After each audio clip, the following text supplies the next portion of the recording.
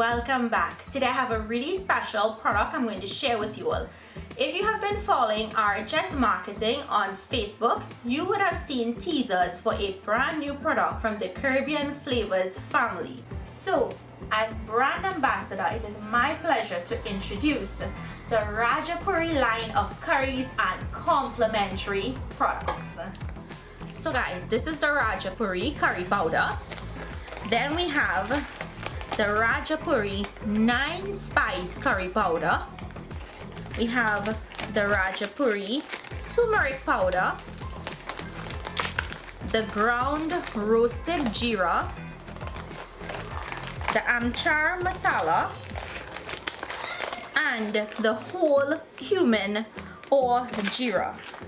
So these are just some of the products from the Rajapuri line that I'm going to be using, and you can find all of these at your local supermarket very soon. So guys, as a bonus to this line, when you turn the packet around, at the back of the package, each package contains a different recipe by me, Trini Cooking with Natasha. So there's my logo, and on this pack of curry powder, we have curried soya chunks. You have all of the ingredients and you have the method. How cool is that? On the turmeric package, you can find my doubles recipe. On the 9 spice, you can find my 9 spice curry duck recipe. On the whole grain geera, you can find my yellow split peas or dal recipe. On the grounded geera, you can find my geera chicken recipe. And on the amchar masala, you can find my mango takari recipe. So guys, now let's move on outside. Let me show you guys how to make this amazing curry chana and aloo recipe. So guys, to the chickpeas that were soaked overnight and washed, I'm going to go in with salt to taste and green seasoning. And we're going to give this a good mix and set it aside and allow it to marinate for about 15 minutes. So guys, to make this the traditional way, I'm using my fireside today. Okay, so to your pot, you're going to go in with your oil and allow the oil to come up to temperature. So to my oil, I always like adding in some fenugreek seeds, and these are also available from Caribbean Flavors.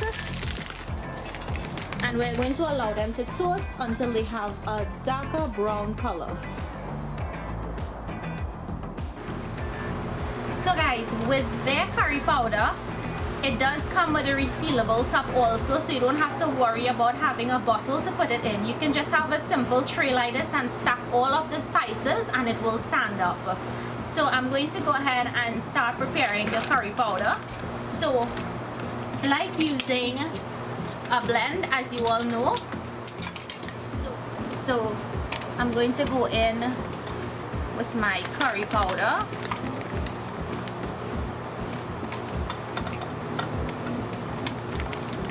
And some turmeric powder. I like the turmeric because it gives it a really nice color also. And a little bit of geera. You don't want to put too much because we're going to be finishing this with some geera also. Okay guys, when the methi or the fenugreek seeds are dark brown in color, we're going to go in with some chopped scallions and onions. In goes some pimento peppers.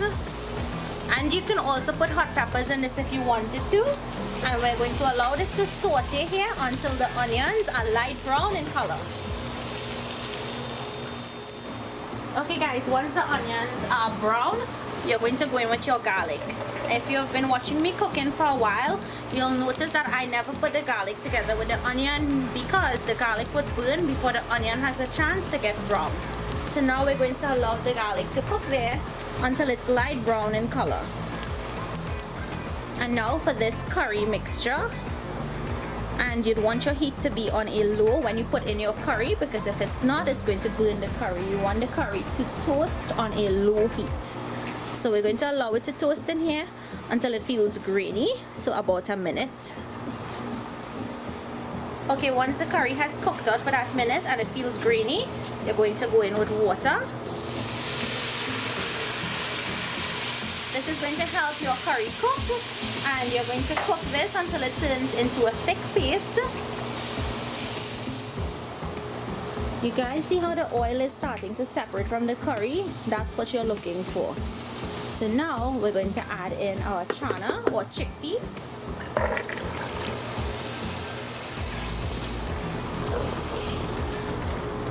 You want to coat all of the grains in that curry.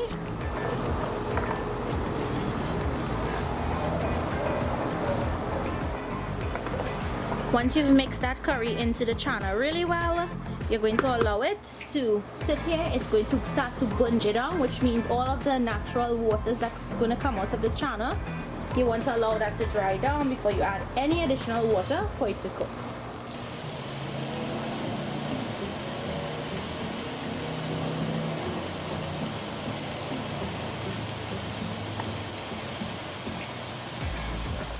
Okay, so once it starts to stick to the bottom of the pot and all of the liquid in there has dried out, now it's time to go in with your water. And you want to put enough water to cover the chana or chickpea. And you'll notice I'm not putting in the potatoes just yet. I want the chickpea to start to soften before I put in the potatoes. If you put them in now, they're going to disintegrate or melt away into that, and you're not going to see nice chunks of potato. So allow this to come up to a boil, and then once it's nice and tender, then we'll add in our potato.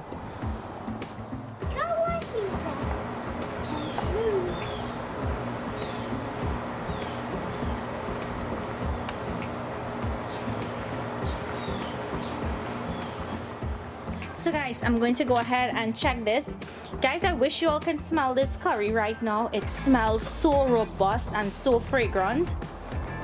So once the grains are nice and tender like this, I'm going to go ahead and add in the potato. So in goes the potatoes. Feel free to put as much or as little as you want. And we're going to give this a mix. And now it's going to continue to simmer until the potatoes are tender. So guys, all you have to do is take the back of your spoon and go in and mash down on the grains or some of the grains. It's going to help thicken the sauce.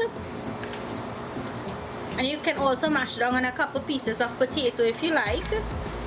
But once you have a nice consistency, you can stop. And every time I make chana and aloo, I like to finish off with some roasted ground geera. It's just going to add that extra oomph at the end. So if you know what press food or wedding food tastes like, this is one of the things that they do. So just a little bit and it goes a long way. And all you have to do is mix that in. And that is just going to make such a big difference with finishing this dish. So guys, this is the consistency I'm going for as I'm going to serve this right away. But if you're not serving it right away, I suggest that you leave it a little runny, because as it cools, it will thicken further. So guys, look at this amazing color, and it tastes really amazing with those warm, rich flavors. The burst of flavors that you're going to get in your mouth is going to be so unbelievable, and the aroma that your neighbors are going to get, or your guests, they are going to be asking you what curry you used.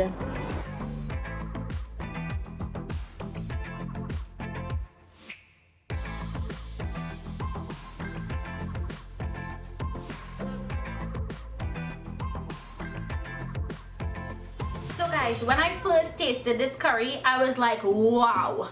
The burst of flavors that I was getting from this was something that I've never tasted in a curry before.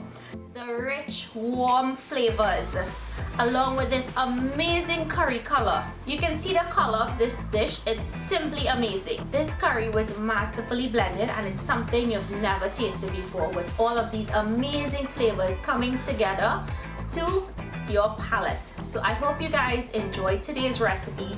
Make it, comment down below and let me know what you think. And I hope you guys go pick up this new line of curries and complimentary items that go along with the line. Thank you guys again, and I'll see you all in my next video. Bye everyone, stay safe.